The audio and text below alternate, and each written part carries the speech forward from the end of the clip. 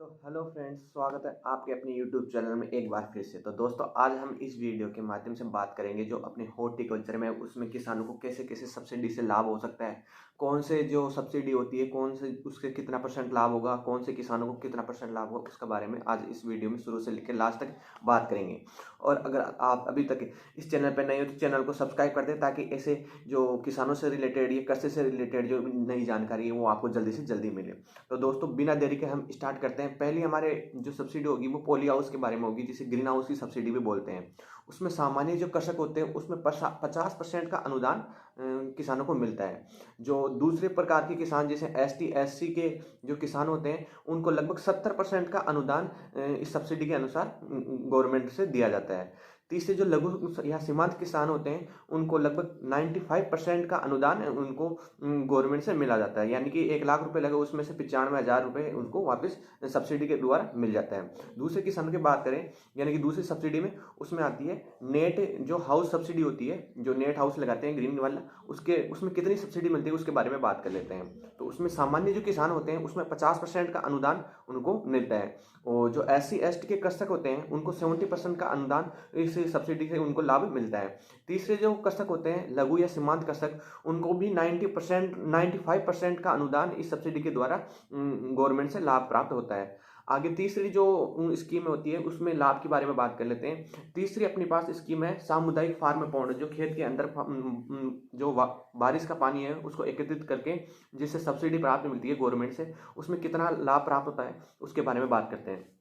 इसमें कम से कम 3 कृषक होने चाहिए, प्लास्टिक सीट का या जो सीसी का पक्का होना चाहिए, जो सीमेंट का पक्का होना चाहिए, या जो फार्म बॉन्ड होता है, या फिर प्लास्टिक की पन्नी से बना हुआ होना चाहिए। उसके बाद ही इसके जो गवर्नमेंट है वो सब्सिडी प्रदान करती है। अब इसके बारे में बात कर लेते हैं। इसमें 3 प्रकार से सब्सिडी मिलती है अपने को, तीनों प्रकार से बात कर लेते हैं। पहला होगा जो 50 × 50 मीटर और 3 मीटर की चौड़ी होगी, यानी कि जिसकी लंबाई होगी जो 50 मीटर और 50 मीटर की जो लंबाई चौड़ाई और 3 मीटर की जो वो होगी गहराई, उसके बारे में खड्डे की बात है, जिसमें 2.5 हेक्टेयर जमीन होनी चाहिए।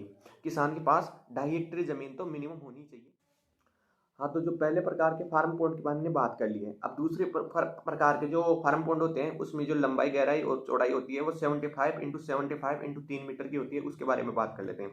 इसमें किसान के पास लगभग 5 हेक्टेयर की जमीन होना अनिवार्य होता है, और इसमें अनुदान मिलता है लगभग 10 लाख रुपए तक। तीसरे प्रकार के जो किसान का फार्म बॉन्ड होता है वो 100 × 100 × 3 मीटर का होना चाहिए, और इसमें 10 हेक्टेयर की जमीन होनी अनिवार्य होती है, और अनुदान लगभग 20 लाख रुपए गवर्नमेंट से मिल जाते हैं। चौथे जो प्याज भंडारण की स्कीम होती है, जिसमें प्याज को भंडारण किया जाता है किसानों के द्वारा, उनसे जो गवर्नमेंट से कितनी स्कीम क्या है उनका लाभ होता है उसके बारे में बात कर लेते हैं। प्याज भंडारण में अनुदान 50% से होता है, अधिकतम 87,500 रुपये तक इसका जो सब्सिडी है वो किसानों को मिलती है। पहले आओ और पहले पाओ आधार पर निम्न योजनाओं का आवेदन कर सकते हैं। अब इसके जो जैसे इस किसी गवर्नमेंट ने कोई स्कीम चालू की, उसके आधार पर जो पहले फॉर्म भर देगा उसको मिल जाती है, और जो बाद में बढ़ता है उनको रह जाती है। तो इनके आधार पर भी कुछ निम्न स्कीमें जो सरकार वो चलाती है, उनके हिसाब से कौन सा कितना परसेंट अनुदान मिलते हैं उसके बारे में बात कर लेते हैं। तो इसके में है जैसे पहले ड्रिप इरिगेशन। आजकल किसान जो उन्नत फार्मिंग के लिए ड्रिप इरिगेशन का प्रयोग कर रहे हैं। तो ड्रिप इरिगेशन में सबसे पहले जो किसान होते हैं उनको 70% का अनुदान, जो सामान्य कृषक होता है उनको 70% का अनुदान मिल जाता है। दूसरी बात करें कि SC ST महिला या लघु सीमांत कृषक को 75% तक का जो अनुदान है वो गवर्नमेंट से उनको दिया जाता है। दूसरी स्कीम के बारे में बात करें, दूसरी स्कीम में इसकी वजह से फर्स्ट तो ड्रिप इरिगेशन हो गई। दूसरी इरिगेशन की विधि कौन सी है? मिनी फव्वारा विधि।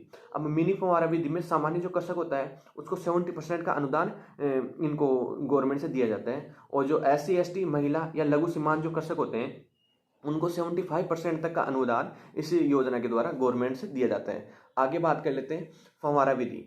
फव्वारा विधि में जैसे नए फव्वारा लगा रहा है कोई किसान, तो इससे भी गवर्नमेंट से सब्सिडी प्राप्त होती है। तो इसमें बात कर लेते हैं सामान्य जो कृषक होते हैं उसमें 70% तक का अनुदान किसानों को मिलता है। आगे जो SC ST या महिला या लघु सीमांत जो कृषक होते हैं उनको 75% तक जो अनुदान है वो गवर्नमेंट से मिलता है। जैसे कि सामान्य कृषक को थोड़ा कम मिलता है, और जो अनुसूचित जाति या किसी अदर कास्ट से हैं उनको 5 से 10% अधिक मुनाफा जो गवर्नमेंट देती है। आगे बात करते हैं रेन गन। रेन गन होती है एक जो फव्वारे की तरह ही होता है रेन गन, उसको जो पानी फेंकने की जो दूरी होती है वो ज़्यादा होती है, लगभग 27 मीटर तक वो पानी फेंक देता है। उसमें भी जो किसानों को है वो सरकार से अनुदान मिलता है, उसके उसके बारे में बात कर लेते हैं। जो सामान्य कृषक होता है उसको 70% तक अनुदान रेन गन की भी जो अगर कोई लगा रहा है अपने खेत में किसान, तो उसको गवर्नमेंट से 70% तक अनुदान मिलता है। जो SC ST या महिला या लघु सीमांत कृषक होते हैं उनको 75% तक अनुदान भी रेन गन की विधि से मिलता है। और आगे बात कर लेते हैं अगली जो अपनी कौन सी सब्सिडी मिल सकती है कौन सी विधि के ऊपर, तो वो नवीन फल बगीचा, यानी कि किसी कोई किसान है अपने खेत में उसका पानी की समस्या है, तो वो अगर अपने खेत में बागान लगाना चाहता है, तो उसमें जो सभी किसान है कोई भी फल वृक्ष हो, चाहे वो नींबू का, आम का हो, या कोई भी आंवले का हो, लेसुआ का हो, कोई सा भी अगर पौधा लगा रहा है, उससे भी गवर्नमेंट उनको सब्सिडी प्रदान करती है। तो सभी को लगभग, जो भी इसमें कोई भी कास्ट का नहीं होता है, जो भी अगर कोई भी अपने खेत में जो ये नवीन बागान लगाना चाहता है, तो उसको गवर्नमेंट की ओर से 75% का जो अनुदान है वो मिलता है। आगे बात करते हैं प्लास्टिक मल्च।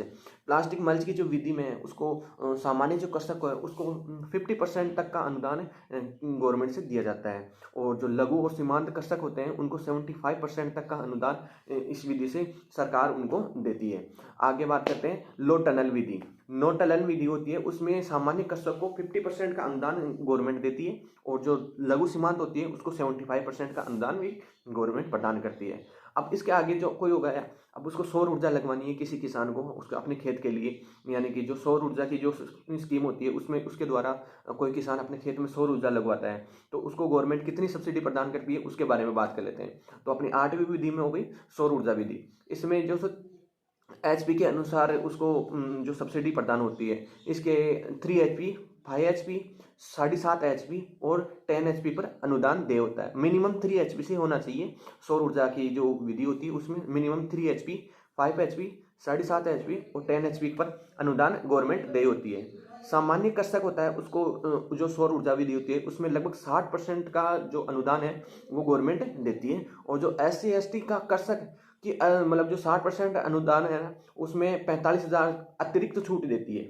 जैसे सामान्य किसान को अगर 60% का अनुदान मिल रहा है सौर ऊर्जा की विधि में, तो जो अगर ST SC या जो कृषक होते हैं ST SC कैटेगरी के, उनको जो मतलब 60% तो मिल ही रहा है, उसके अतिरिक्त 45,000 यानी कि 45,000 का अतिरिक्त छूट मिलती है।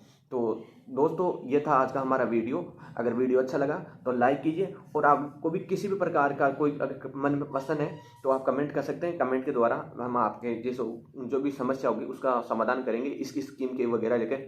और इसकी अगर आपको ज़्यादा जानकारी प्राप्त करनी है तो भी आप कमेंट करके हमारे से कॉन्टेक्ट कर सकते हैं, इसकी आगे की जानकारी आपको दे दी जाएगी। तो धन्यवाद दोस्तों, मिलते हैं अगले वीडियो में ऐसे ही कोई नई जानकारी लेकर। तब तक बाय, जय श्री राम।